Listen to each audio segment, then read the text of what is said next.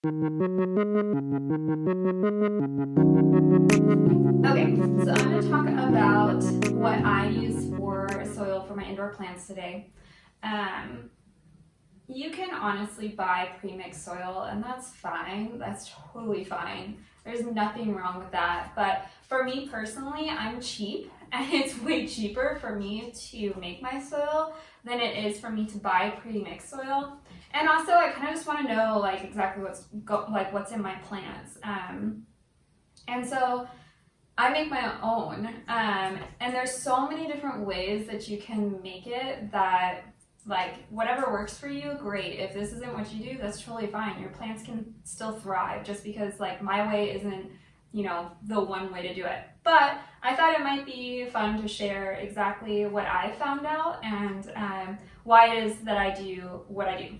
So I use 3 ingredients. I use coconut coir, I use perlite, and I normally use guinea pig poop for my plants, but right now my guinea pigs have been on antibiotics for an upper respiratory infection, so I bought some worm castings to replace my guinea pig's poop for the time being until they are past this whole upper respiratory infection stage. Because I don't know what antibiotics inside my plants would do, so I'm just separating that for now until that's over with them, and then I'll go back to using their poop because it's free. But this is the cheapest way that I have found to do it, and my plants really thrive with it. So really quick, there's a few alternatives that I want to talk about. So this is coconut coir. This is an 11-pound block of it that you can buy off of Amazon, and you mix it with water, and it separates and breaks apart when you do that. There's one other soil thing that is really popular, way more popular than this, and it's called sphagnum peat moss. And if you look at any bag of potting soil that you buy from Home Depot or Lowe's, garden store, or wherever, you're going to see that there's sphagnum peat moss inside of it. And there's an interesting debate right now going on between like really hardcore gardeners about sphagnum peat moss versus coconut coir. So there's a lot of people that are like, yeah, coconut coir is awesome. It's better for the environment, because what this actually is the byproduct of processing coconuts. It's something that we used to throw out and end up in landfills.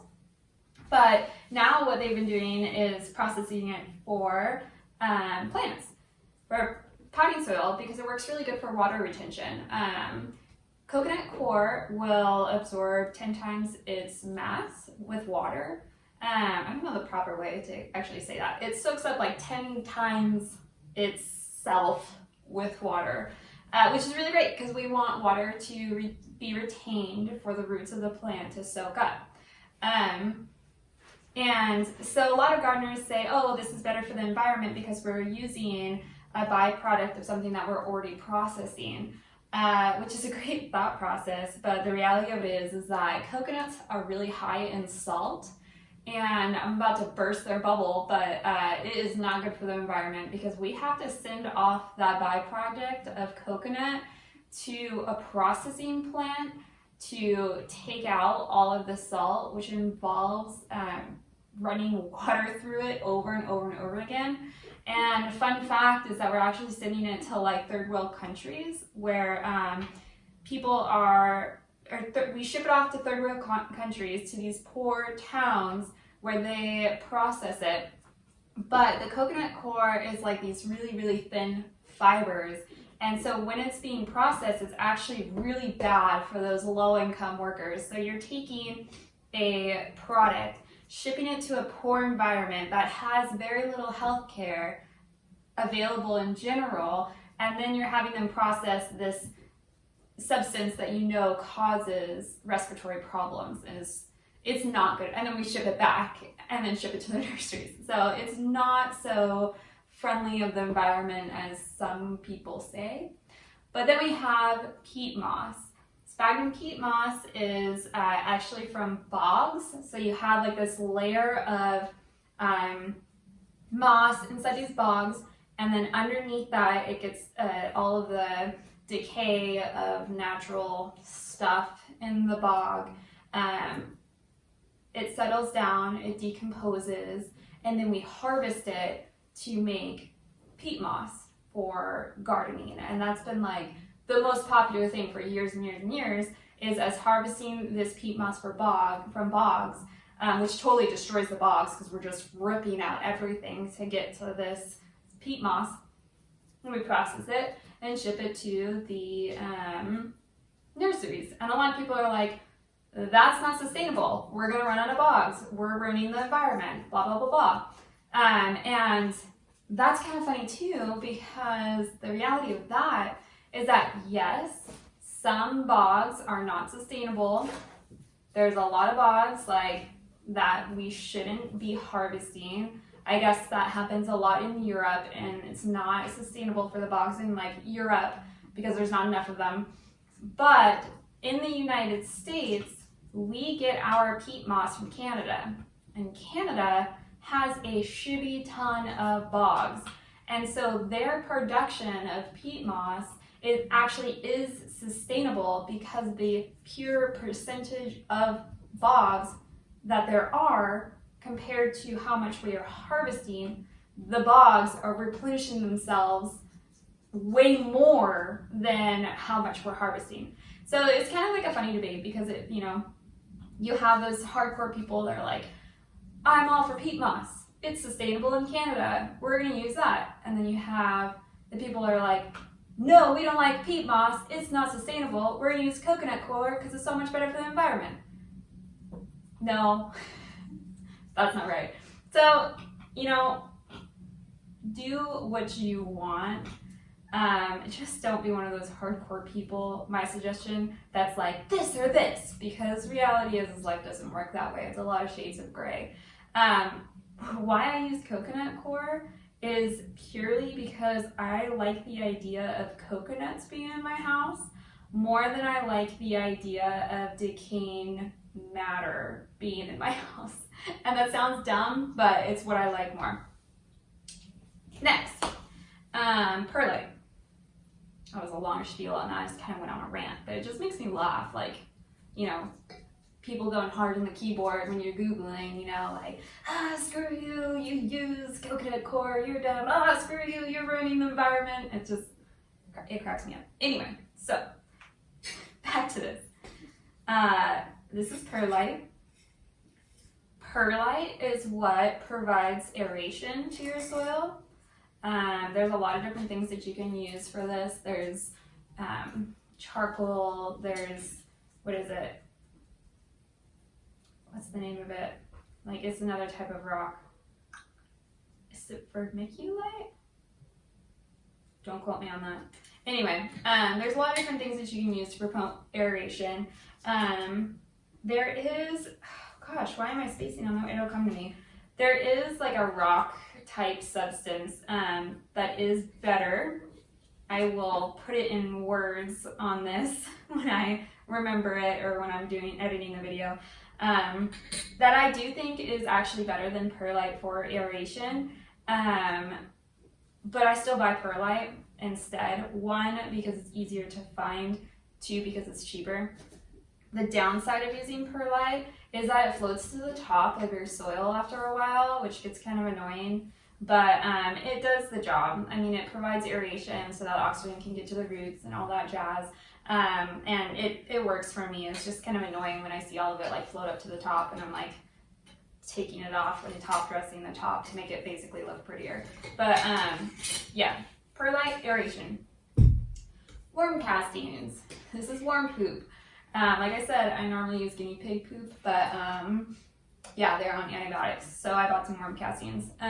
This is fine. Like, this is great. It won't burn the roots.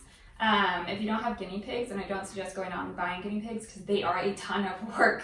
I never thought little tiny creatures could be so much work as they're popcorning adorably inside their cage. They're totally worth it, but just get the worm castings. These won't burn your roots, and they provide a lot of really great organic nutrients to your plants. And that's it. That's what I put inside my soil. Based on how your watering techniques are, is what you use to calculate ratios of all of this. So for the coconut coir, I let my plants dry out. I have so many plants that I let them dry out. Sometimes too much. So what I do is I do about 60 to 70% this, and then about like 30% this, and then like just a bit of this. You don't need a ton of this. I'll show you what I do. I kind of just eyeball it. It doesn't have to be perfect. But just realize that the more perlite you put in there, the more draining it's going to be. The more coconut coir you put in here, this is what's absorbing the water. The more coconut coir you put inside of there, the heavier the amount of water absorption is going to be around the roots of your plants. So if you like to water a lot, like actually, okay, right now in the quarantine, my plants are getting a lot of love. There is definitely a thing of too much love, too much water for your plants. So if you do water more, then what you should do is less coconut coir, so you're not having so much water being around your roots all the time to prevent rot. I also have to say, I love using Costco milk jugs for watering. So my favorite watering cans are my Costco milk jugs. We don't actually drink cow's milk, and I kind of made my family drink cow's milk for a couple weeks because I wanted some Costco milk jugs. I have watering cans. I go for these every single time over my watering cans. Personal preference, whatever. It's free. Well, probably not, you have to buy the milk, but whatever. It's cheap. It's free. I like them. They work.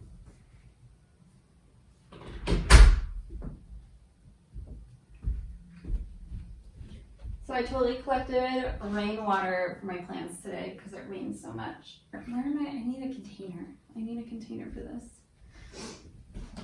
I'm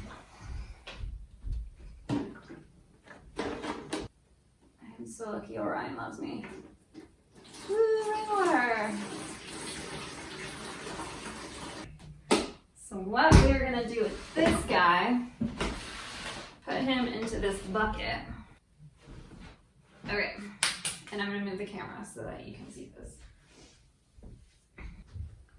Okay, so I'm gonna show you how we're gonna process this. So this is water. We're just gonna dump a lot of water all over this guy.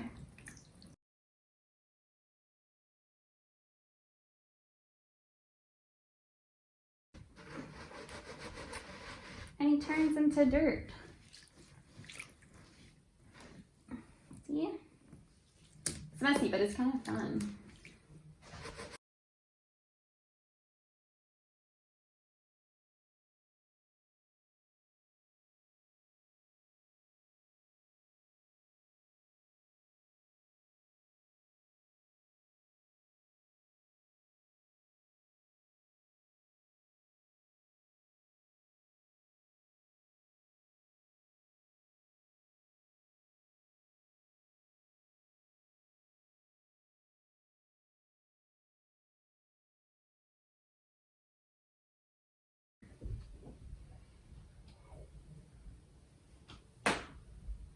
Okay, so now that I've made a complete and total mess here, I just have coconut coir all over me. We're gonna take this, a little bit of that I just harvested from my block, and we're going to add some perlite. And like I was saying, like I just eyeball this, like you just want, it's really about like, you can feel it. I know that sounds dumb, but like when you're gonna mix it up, and you just want it to feel like, the only word I can think of to describe it is fluffy. This soil is fluffy. And yeah, so you see a nice ratio of the perlite and and the coconut coir. I am all messy all the time. Like it's a solid mixture. Gosh, how do I, some things are like, are really just trial and error that you have to figure out what works for you. Like, I know that some people are like, there's this perfect recipe, but like, just try it and like, you know, if you repot your plant and you notice that it's not draining, or I actually just did this. I just did this on my fiddly fig. So I got a fiddly fig for free off of Facebook because it was dying, and I revived it. It's doing okay. It's got like 4 new leaves on it, which I'm pretty stoked about. But it was in this big terracotta pot, and every time I watered it, I noticed that it wasn't really draining on the bottom. And I was like, I didn't want to overwater it, obviously. It had drainage holes at the bottom because it was in terracotta. But I wanted to know how much water was actually running through this plant. So I actually repotted it. And the mixture that I used was similar to this, something that's well draining with a lot of perlite in it so that that plant isn't sitting in water. And I put it into a nursery pot because it has a lot of drainage holes. And I can actually see how much water is going through, and then I can really visibly see how much it's soaking back up when I let it sit inside of a container, like a water pan at the bottom. I can see how much it's soaking back up, so that I can use that as a reference for the next time that I water it. And that's what's really important. And like I said, there's no perfect XYZ. If you repot your plant and you notice that it's not draining as well, next time you make your soil mixture, put some more perlite in it. If you're noticing that like it's not holding any water, and even after you water it, it's super duper light when you pick it up, you need more coconut coir or peat moss, whatever you decide to use, to add more absorption of the water in there. Okay, so now for the worm castings. I mean, this is so good for your plants, and like I said, yeah, that's probably good. We've got a pile of worm castings on there, worm poop. It doesn't burn your roots. The thing you really have to, like, I am so hesitant to use like fertilizer because I have burned the crap out of roots by over fertilizing before, and that's something that I like with guinea pig poop and worm castings, is that I found that it doesn't burn my roots, and my plants are thriving, so they're obviously getting the nutrients that they need. So yeah, worm castings, throw some in there. And the thing about worm castings is that you can also like top dress your plants with it. So like, say you had like, okay, my monstera over here, I really need to repot it, and that's what I'm probably gonna be doing tomorrow, is repotting this giant monstera because it's in an itty bitty pot. It's been in there for obviously a really long time, and most likely the fertilizer that the growers put in there has all been eaten up by the plant. And so what I'm gonna do, well, what I did when I first brought it home, is that I top dressed it with worm castings. I just put a mixture of soil with some extra worm castings on the top so that every time I water, the nutrients from the worm castings is going down into the plant. Yeah, and I haven't had problems with burning roots.